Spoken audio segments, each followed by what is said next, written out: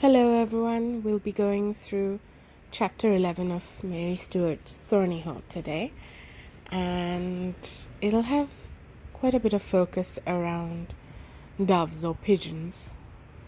I myself grew up quite close to them because of my father. He had trained these family of doves to kind of, in the morning when we were sitting down for our breakfast, they would come and almost walk in through the window grates, hop up to a ledge or hop up to our dining table sometimes also. And while we had our morning tea and toast, they would be having their grains of rice.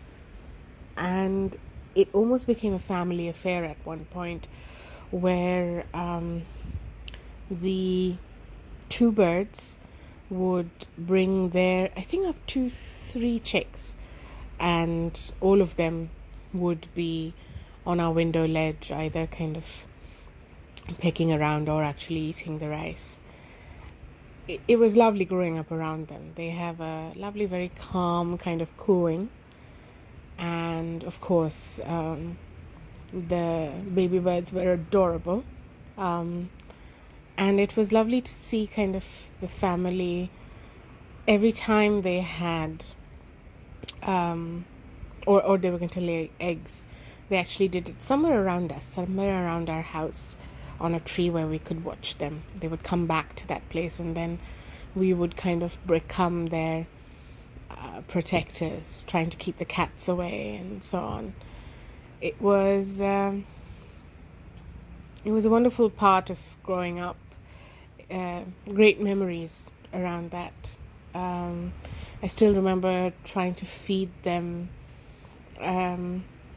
rice from my hand, and they would kind of slowly walk up and then hop onto my fingers and peck at the rice grains from my palm while I slowly tried to pet them. I had the softest of feathers, warm, and all you wanted to do as a kid was cuddle them, but of course that was not a good idea. So when I still see doves or pigeons, I feel that familiar connection.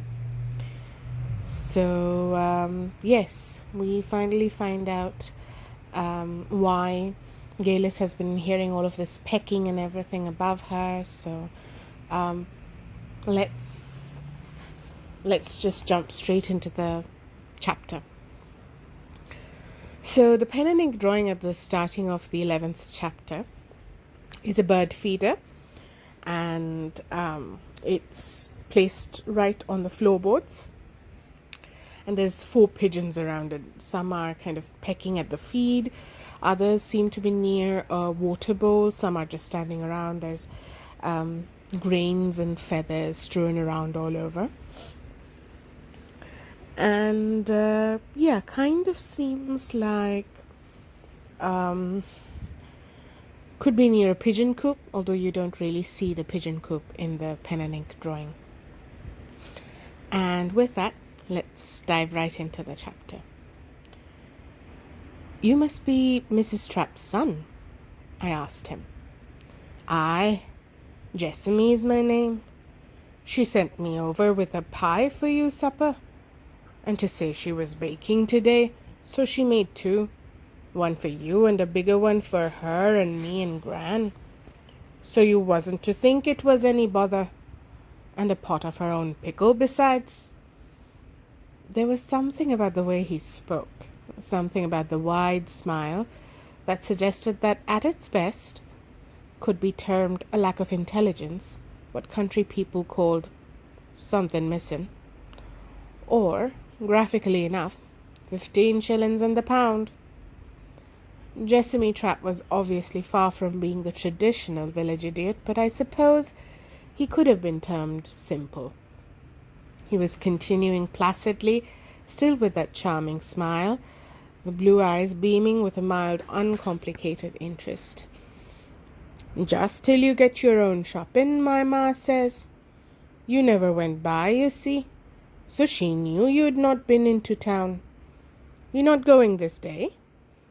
No, I was busy here. But she really shouldn't have troubled. It's too much, far too good of her. Please thank her for me. I took the pie dish and pot out of the bag and set them on the table. I was embarrassed and trying to hide it. They do look good. Plum chutney too. I love it. From your own plums? Nay, we've none o' they. It's from yourn. I looked up quickly, remembering the fruitless state of Thornyhold's orchard, but there was nothing sly or provocative there, merely a statement of fact. He smiled again guilelessly. Did you find the old lady's bike then? Yes, it was in the shed. I couldn't find the pump though. Do you know where it is? Couldn't say. I'll ask Ma. He was looking vaguely around as he spoke. It's maybe somewhere here in the back. But you'd be hard put to it to find anything in this lot.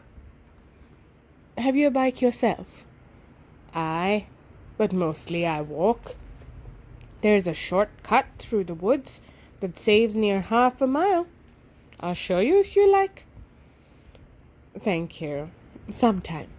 Well, thank your mother for me. Will you just me and tell her I will try to get some shopping done for myself tomorrow.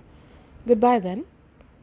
I turned to mount the attic stairs and found that, far from going, Jessamy Trapp was just behind me. Dunno what you'll find up there, miss. Must be a main long time since anyone took a broom to it, he said. And because there seemed no civil way of stopping him from escorting me, I went on, and he followed. There was dust on the stairs, scuffed as if there had been some recent traffic that way. On the first floor level was a small square landing, and there the stairs took a bend towards the back of the house. At the top of the next flight, and lighted by a roof light, was a door.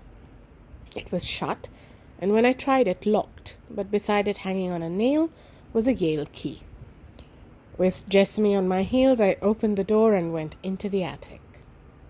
There was only one attic, a long room running the length of the house, lit by the 3 dormer windows I had seen on that sunny afternoon. It was full of light and air, but extremely dirty. Against the wall opposite the windows was a double rank of boxes, standing on their ends, each one containing a slanting wooden block covered with bird droppings. Some of the boxes also held large earthenware bowls, and in them were what looked like old nests. In the center of the floor stood a covered feeder, like a lantern with a roof to keep dirt out of the food, and several spaces through which birds might feed themselves. Beside this stood a metal water trough. There was no food and no water. Everywhere was dirt, feathers, dust, droppings. The attic was, in fact, a disused pigeon loft. Not quite disused. With a clap and whistle of wings, a pigeon flew down from its perch in one of the boxes and strutted hopefully, head-jerking, towards the feeder in the middle of the room. Well now, said Jessamy's voice behind me. There's one of them back. Back? Back from where? Dunno. Left the window open always. She did. Let them fly free, she said. But pigeons always comes home. How many did she have? Dunno. Used to see them quite a flock, flying their ring over the woods there. Nice birds, pigeons. Friendly like. Well, I'm sure they haven't been here for quite some time. That bowl's dry as a bone, and there's no food to come for. When Miss Saxon was first taken ill, I'm sure she would make certain that someone... Food's over there, he pointed. Between the windows stood a crock, of the kind my mother had used for putting down the eggs in water glass for the winter. It was covered with a heavy wooden lid. Jessamy lifted this, scooped out a handful of mixed grain, and threw it to the pigeon on the floor. The bird stopped its strutting and began eagerly to peck. Water's downstairs, said Jessamy. She used to bring it up in a jug. Well now, if Ma didn't always be telling her to watch that dratted cat of hers. Cat? What do you... I stopped. It was clear what he meant. There was a dead pigeon lying on the floor just behind the door. Told her? My ma did, said Jessamy, stooping to pick it up. Its wings fell open, trailing in a light flurry of dust. The neck hung loosely, the head dangling. Hodge? I spoke doubtfully, eyeing the dead bird. But the door was shut and locked. How could Hodge have got in? Window? Said Jessamy simply. Told you. That was always open for the birds. You know about Hodge, then? I know he lived here, and that she was very fond of him. He's gone too, hasn't he, Jessamy? Aye. Good thing she'd never know what he'd been up to. When the day after she was took away, Pigeon's gone and cat gone too. Seemed like nothing could stay when she'd gone herself. And likely you won't want to be bothered neither. Don't you fret about this. I'll take it away for you. He lifted the hand holding the dead bird. As it moved, the living bird, which had been greedily eyeing us the while with one anxious ruby eye, fled upwards with loud wings, fanning a plume of dust into the air. It landed back into the box from which it had come. With a smooth movement, quick as any cat, Jessamy reached into the box and, before the flustered bird could turn to fly again, caught and lifted it, turning with it cradled in his hand. Like I said, you don't want to bother yourself with these birds, miss. I'll take she as well, and I reckon she'll go to a good home. Well, if you're sure you know someone... This time there was no flare of light, no touch from the air, but a vivid blink of memory, as if someone had flicked open the shutter of a lantern. Jessamy stood in front of me, smiling, with the living bird cupped between his palms, and below it the dead one dangling.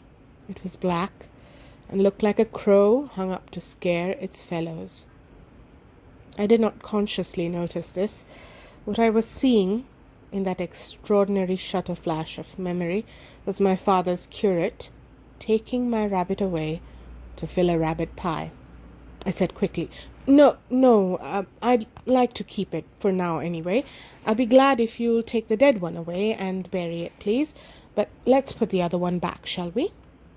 All right, miss, he said agreeably, and handed the bird to me. Do you want me to fetch some water up? No, thank you, it's all right. I'll bring it up later. The window's open anyway. Thanks very much for coming, Jessamy, and thank your mother for me, will you? To my relief, he accepted the dismissal and went. I crossed to a window with a pigeon nestling in my hand and watching him go. As the wicket gate clicked shut behind him, I turned back to survey the pathetic pigeon loft. It certainly smelt very strongly of pigeons, and the air was full of the feather dust that they must shed all the time. But there were signs, which I had not mentioned to Jessamy, that many other birds must use the place. The rafters, for the attic was right under the roof, held abandoned swallows' nests, and in the dust near the feeder and on the deep sills of the windows were dozens of prints of smaller birds' feet. More interesting than all, perhaps, was a small grey object the size of a peanut shell, which lay beneath a beam in the dimmest corner, an owl's pellet. I regarded it thoughtfully. It was to be supposed that however welcome the wild birds were, no owl would be persona grata in a loft where pigeons bred. It must have come in to roost since the loft was deserted by the tame birds and their caretaker. Since cousin Geillis's departure, in fact. The pellet was fresh, dark grey, and still moist. Searching, I found 2 others, only one of them beginning to dry to paler grey. So the birds had all gone. Nothing strange about that, only that William had never mentioned them. I opened my hands, and the pigeon, released, flew straight down to the floor at my feet and began to feed again. I left the attic, closing the door behind me. I locked it and this time pocketed the key and took it with me. Then I went downstairs and out once more into the garden. The bicycle had been wheeled back into the tool shed, presumably by William, who had pumped up the tires as he had promised me. It would not have surprised me if I had found the missing pump quietly restored to its clamps on the bar, but it was not there. I looked for and found what must be Hodge's bed in the shed, a deep pile of sacks, old carpet, and newspaper in a corner behind a tea chest which acted as umbrella stand for garden canes and a birch broom. No sign of a cat, and the sacks and paper were cold. I walked down the flagged path as far as the herb garden, calling his name, but without hope. Then back to the house. Now the supper was provided for, I no longer wanted to make the trip to town. I would do a bit of cleaning, I decided, and leave the store cupboard till morning. Possibly the most surprising thing about that day was the discovery that I enjoyed housework. My parents' house, the vicarage, had of course not belonged to us, but in any case, helping mother is not the same as working for oneself in one's own home. I had certainly been mistress of the house after her death, and tasted some satisfaction then, but never with this heady knowledge that the place and all about it was my own. It was, in fact, the first thing that I had ever really owned. Throughout my youth, nothing had been mine. Even my childhood's toys and books, the pictures and small ornaments from my bedroom, had been quietly removed and given away when I was from home, like the rabbit and the dog and all else I had thought to own. That the trivia of today are the treasures of tomorrow would not have occurred either to me or to my mother. I only knew that all the small things that make the landmarks of growing up had disappeared. I had come to Thornyhold almost empty-handed, the most dowerless of brides. And now this. Cousin Geillis must have seen it and understood how, along with everything else, it would help to develop the strong sense of property that I had, the two-way need of belonging, and the almost fierce sense of responsibility that went with it. Thornyhold, with all it contained, would be safe with me. So for the rest of that day, I cleaned my kitchen out, every cupboard, every shelf, every pan was scoured, every piece of china washed. The curtains went into a tub to soak, and the mats went into the sunshine. By the time I was feeling really tired, and most things were back in place, it looked quite different. So good, in fact, that I went out and gathered a big bunch of asters, snapdragons, from the tangled garden at the front of the house, and put a vase of them on the windowsill. There was a clean cloth on the table, the cushion covers from the Windsor chair and the old rocker were in the tub along with the curtains. They could go out tomorrow, and let us pray for a fair wind to dry them. Then it was dusk and time for supper. I put Agnes's pie into the oven to heat, then went upstairs and ran a deep, hot bath. By the time I was dry again and had put on housecoat and slippers, it was quite dark outside. As I drew my bedroom curtains, I heard an owl hoot close by. Tomorrow, I thought. The town and my shopping list, bank, food, telephone, the rest of the cleaning could wait.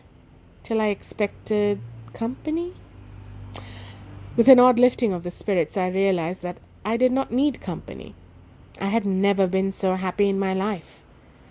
As I opened the buyer's door on my way to the kitchen, I thought I heard a sound from the back premises, a soft thud, like something falling. I went through nothing. The back door stood open still, and I went outside to stand for a few moments listening. The night was warm and smelled fresh and sweet. I looked up through the trees at a sky full of stars and faintly moving tides of shifting clouds. The owl called again. I wondered if he was on his way to the attic roost, but nothing stirred in the still night. As I turned to go back into the house, the scented strands of mint brushed my long skirt, and I smelled rosemary. Happiness. Driven out momentarily by the faint worry of that unexplained sound, came back with a rush. I reached up under the jasmine and took the key down from its nail. Then I went into the warm and welcoming house, my house, and shut the door behind me. I locked it and drove home the boats. Now for a glass of sherry and supper. I went into the bright kitchen. There, on the mat beside the agger, sat a cat. Thin, matted, eyes large, their distended pupils hard and very bright, staring at me, sat a big black cat with white shirt and paws, the hair along his back still ridged and stiff from fear or hatred, but not of me. He stood up, stretched, spoke, and began to purr. And that's where this chapter ends.